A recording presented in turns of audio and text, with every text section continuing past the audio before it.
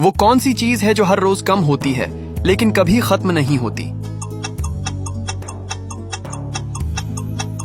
ٹھیک جواب جاننے سے پہلے آپ کے سکرین پر پلس بٹن شو ہو رہی ہے تو اس پر کلک ضرور کریں تو ٹھیک جواب ہے وقت۔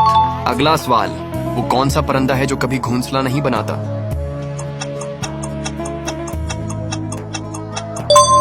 ٹھیک جواب ابھی کمنٹ میں بتائیں، اور ہاں، میری حوصلہ افزائی کے لیے سکرین پر نیچے تیر کی بٹن پر کلک کریں اور دائیں طرف کریں اور مور کے بٹن پر کلک کریں تو ٹھیک جواب ہے کوئل۔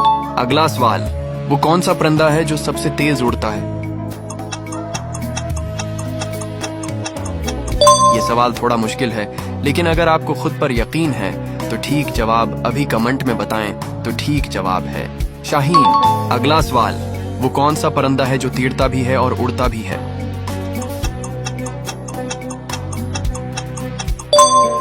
تو ٹھیک جواب ہے طوطا۔